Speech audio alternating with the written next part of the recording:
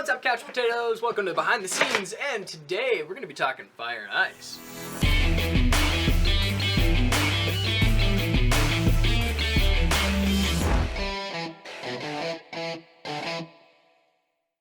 Alright, so the first thing that we're going to talk about is that in the pre-production of Fire and Ice. Now, here's the thing. Now, Fire and Ice was supposed to be more of a skit. There's supposed to be more dialogue. It was supposed to be much more than what it actually is. This is the learning experience that we learned from Fire and Ice. So the original writer for Fire and Ice was Angel. Angel was in our video Incoming Forces and is in our gaming channel, Couch Party Inc. And so what happened is he wrote a script, and it was supposed to be about, three people. They're kind of like in the living room, kind of chilling out, and then they learn that they have these powers, and then they kind of start fighting each other, kind of like Mortal Kombat style. So with that, there came this whole idea with the whole elements is that, he could make these, they'd make lava axes and ice swords and different elemental weapons. But if we really wanted to sell it, since I don't know anything about 3D animation, then what we were going to do is we were going to make the prop. There was something happened to them. I can't remember exactly what happened. I think his little brother got a hold of them or something. But the props were unfortunately destroyed, and so we were like, okay, let's kind of go back to the drawing board and figure out how we're going to shoot this. Okay, I'm going to take all this junk here. All of it? You're going to put all of it in there? For the visual effects portion, and which we'll talk about in a little bit, I bought stock footage from Film Riot a long time ago. Usually during the holiday season, online stores like Film Riot and FXHome.com and Video Copilot will sell a lot of their VFX assets online. And so I went and I was a lot of stock footage, a lot of different sci-fi and magical and elemental stuff. So I'm like, please give me. And so I bought it, and I have those assets, and that's what we used for the VFX for the most part. We went back to the action of the script, and then we rewrote it to better fit the things that we had, which is basically nothing. It came to the day of the shoot. Unfortunately, at the time, I was the only one driving. Ray didn't have a car, Angel didn't have a car, and then Angel lived on the complete opposite side of the town, and then I live at a different town. There's Farmersville, and then you go a little bit this way, here's Visalia, which is actually very big, and then you have kind of like the Goshen area over here, so he had to go all the way over this way. Now, his ride didn't get him there, so he called me after I picked up Ray in Visalia. I picked her up, and we're on the way back, and Angel's like, hey, I can't make it. And he's one of the actors in the film. So with that, we threw out the script. Me and Ray did our own thing, and pretty much, and we're like, okay, well, we have to wing it. Let's just, here's an idea. I'm gonna go get I'm coming back from the mail, and just all of a sudden, fireball, and then, then the rest of the chaos ensued. And then at the very end, we literally filmed the last shot. Angel pulls up. It's almost sundown. We don't have a lot of time, and so we shot one more kind of scene with him, and then that was the ending, which was very inspired by Raka Raka's channel on YouTube. Link in the description. I just really like their stuff. They're hilarious, and I love the amount of violence they put in their videos. What we learned is that when it came to production and communication was very key.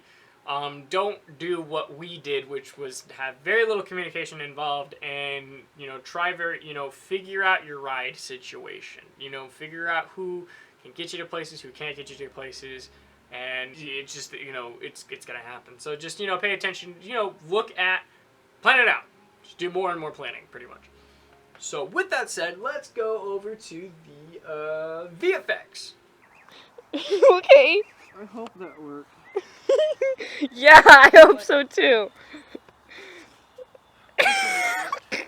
Is that good? Yes! So this is shot number one, where I have the fireball fly at me, and it just attacks. So first we have the fireball right here, and you can see that little dot right there. Well, it's animated to go off screen and then hit me. We used a couch hit, actually 3 couch hits, so if I go 1, 2, 3, as explosions. And so, yeah, so we have couch hit number 1, couch hit number 2, And then encounter number 3. That was all from the Action Essentials pack. Then we had a flamethrower stock footage that I got off of YouTube. I cut out the tail end of it and kind of distorted it to create that the fire effect. Shot number 5 over here is a little different. This is the ice beam effect, and this is the same way that you can do the fire effects, which basically what it was is that we had, you know, different layers of stock footage. The only thing, no, actually even the lens flare right here is also stock footage that isn't actually computer generated. That is just from pre-existing footage to Film Riot's stock footage pack, which I'll put a link in the description so that way you guys can find it all. And so yeah, that's how, same thing with the ice beam. I tracked it with my hand with these points, and you know, we just moved forward. Oh no, there was a flare in here. I lied. I'm sorry. There was a flare in here because I dodged a fireball attack. Yeah, she had too many sorcery points. It just, you know, kind of happens. Anyway, shot number 6.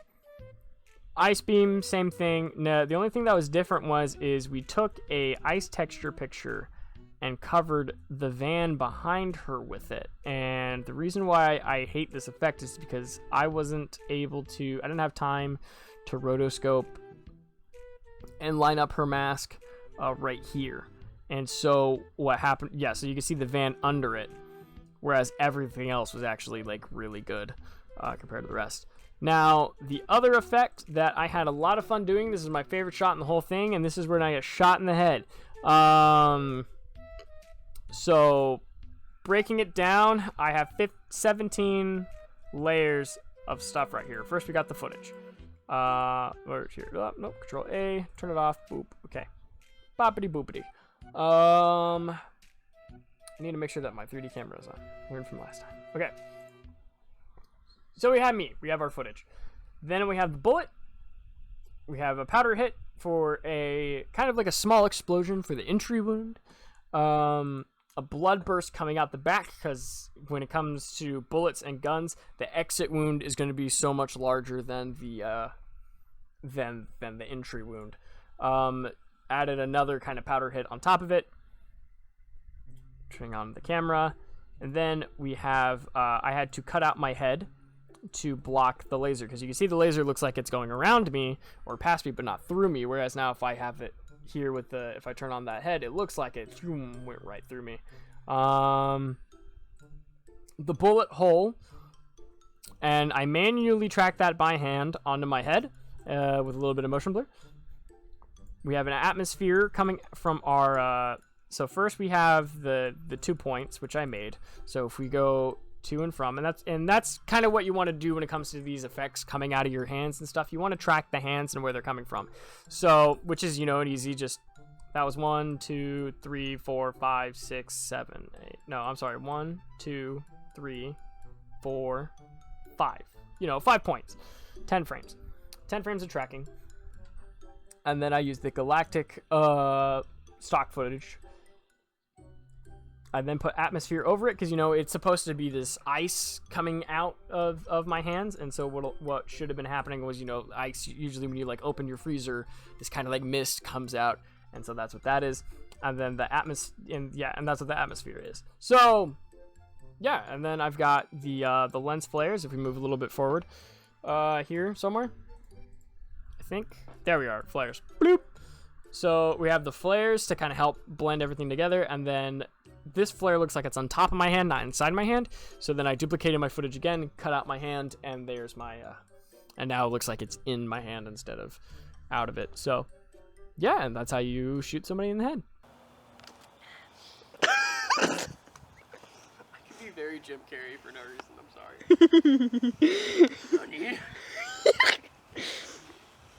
I hate you. And that's pretty much how you put elemental magic into your videos. Hope you guys liked the video. Like and subscribe. Go ahead and comment down below and ask us if there's any other VFX you want us to break down, or not break down, but you know, walk you through, or, you know, if you got any questions on what's going on any of our other channels, just comment down below. We'll see you guys next time. Thanks for watching.